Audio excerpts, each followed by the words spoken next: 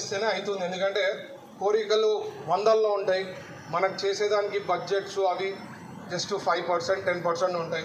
100 rupees requirement ఉంటే 5 to 10 మనం push చేసుకునేదానికి అవకాశం ఉంటుంది. సో ప్రపోజల్స్ మీ సైడ్ నుంచి పర్స్యూ చేసినా మాకు కూడా అందజేస్తే we will be able to pursue and then get it done anamata. So that's my request from all the officers here. And మీ పిల్లలు ఏం నేర్చుకున్నారు? నవ్య మేడం మాట్లాడినటువంటి మన ఫైర్ యాక్సిడెంట్స్ జరిగితే ఏ నెంబర్కి కాల్ చేయమని చెప్పారు? 101 కదా. సో ఆ 101 మీద మన DFO sir Avinash Jayasimha sir గారు తన సొంత కళను ఉపయోగించి ఒక సాంగ్ అయితే రాసి డిపార్ట్మెంట్ వాటర్ డ్రాప్గా డివైడ్ అయిపోయి మంట ఆరిపోతుంది. అదే పెట్రోల్ డీజిల్ అంటుకున్నప్పుడు మనం వాటర్ వేసినాం అనుకోండి, ఇప్పుడు చూడండి ఒకసారి, పెట్రోల్ అంటుకుంది లేదా డీజిల్ అంటుకుంది లేదా ఇంట్లో ఉండే ఆయిల్ అంటుకుంది అనుకోండి, అప్పుడు నీళ్ళు వేసినామంటే ఆరిపోకపోగా పైకి లేస్తుంది, మంటంగా పైకి లేస్తుంది. ఎందుకంటే వాటర్ టెన్షన్ చేయకుండా వల్ల వాటర్ కిందికి వెళ్ళిపోతుంది, మంట పైకి లేస్తుంది అనమాట. దీన్ని ఇట్లా అంటుకున్నప్పుడు ఈవెన్ మనం ఇంట్లో కూడా వంట చేసేటప్పుడు ఏమవుతుందంటే ఇట్లా వంటలు చేస్తూ ఉంటాం, చేసినప్పుడు ఇది అంటుకుంటుంది కళాయి. అంటుకున్నప్పుడు ఎట్లా ఆర్పాలంటే ఒకసారి పేపర్లో ఆర్పి చూపిస్తాను, ఇట్లా కొద్దిగా వెడల్పు చేసుకోండి. ఇట్లా గ్యాస్ అంటుకుని కాలుతూ ఉంటుంది అనుకోండి, గ్యాస్ లీక్ అవుతుంది, మంట మండుతుంది. అలాంటప్పుడు ఏం చేస్తుంటే ఒక బ్లాంకెట్ తీసుకొని మనకు ఆక్సిజన్ ఉండకుండా ఇట్లా కప్పేస్తే మంట ఆరిపోతుంది.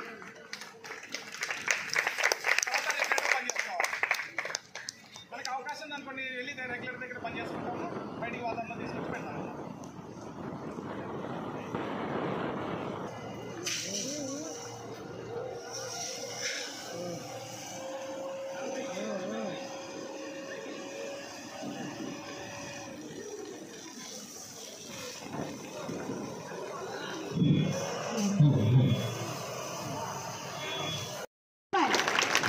Please come on to the dais, sir.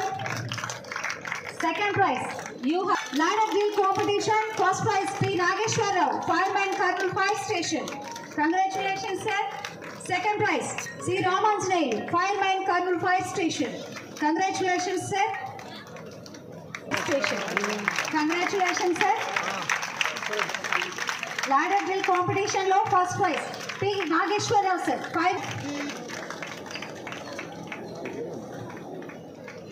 Please come on to the dais, sir. Somu Naik, sir. Thank you, sir. Thank you so much. మా రియల్ హీరోస్ అందరికీ కూడా అండ్ మన జాయింట్ నెక్స్ట్ చిన్న బజార్ సార్ గారిని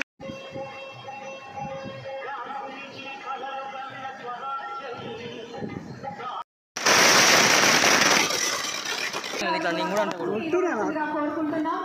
doctor B Ramya madam contribute minister ఆహ్వానిద్దాం.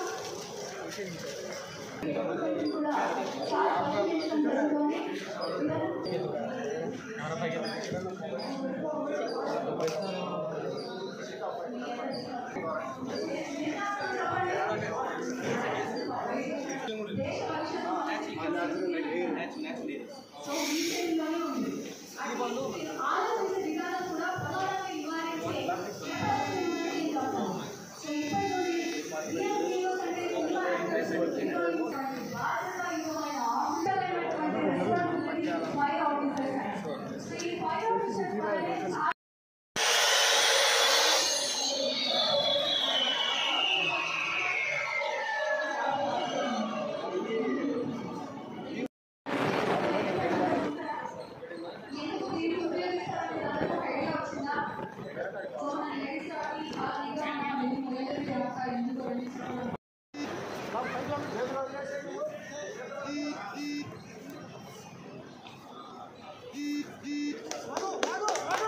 గారిని అందరినీ కూడా మనం వేదిక మీదకి ఆహ్వానిద్దాం. Sir please command to dais. Sir మీ డిఎఫ్ఓ గారికి, రీజనల్ ఫైర్ ఆఫీసర్ గారికి, హేమలత గారి కార్పొరేటర్ గారికి కట్టలేమన్నమాట. అటువంటి ఎమర్జెన్సీ సర్వీసెస్ అందిస్తున్న ఫైర్ డిపార్ట్మెంట్కి ఇంకా క్రిటికల్ రోల్ ప్లే చేస్తే ఈ డిపార్ట్మెంట్కి ప్రభుత్వం నుంచి అలాగే సొసైటీ నుంచి కూడా ఇంకా ఎక్కువ రికగ్నిషన్ రావాల్సిన అవసరం అయితే ఉంది.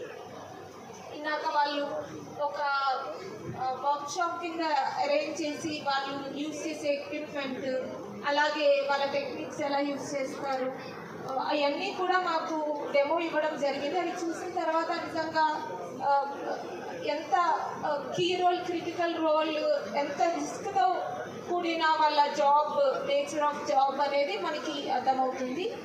సో మనం కూడా సొసైటీలో ఈ అవేర్నెస్, ఈ ఫైర్ యాక్సిడెంట్ జరిగినప్పుడు జరగకుండా ఎలాంటి ప్రికాషన్స్ తీసుకోవాలి అనే దాని మీద అవగాహన ఉండడం కూడా మనకు చాలా అవసరం. ఈ హెల్ప్ లైన్ నెంబర్ ఫైర్ డిపార్ట్మెంట్ది 101, ఇది కూడా అందరికీ తెలిసి ఉండాలి.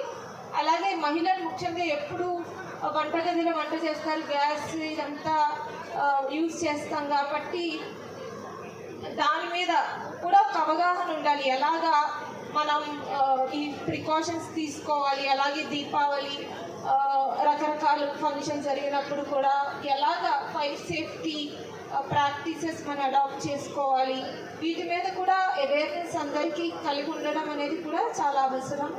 1 వీక్ ఏదో చేసాము లేకపోతే మీకు ట్రైనింగ్ ఇచ్చారు అనేదే కాకుండా అప్పుడప్పుడు ఏమి చెప్పారు అది రివైండ్ చేసుకోవడము, ఎట్లా ట్యాకిల్ చేయాలా ఎమర్జెన్సీ సిచ్యువేషన్స్లో అనేది మనము రివైండ్ చేసుకుంటే మెమరీని మనం ఎప్పుడైనా అట్లాంటి యాక్సిడెంటల్ ఇష్యూస్ వచ్చినప్పుడు ట్యాకిల్ చేసుకునేకి స్మార్ట్గా పానిక్ కాకుండా ఉండేదాన్ని చాలా అవకాశం ఉంటుంది. నాకు తెలిసి రాయలసీమలో మా ఫ్యాక్టరీస్లో మేము ఫేస్ చేసిన ఫైర్ యాక్సిడెంట్స్ నాకు తెలిసి రాయలసీమలో ఎక్కడ ఫేస్ చేసిండారండి. సో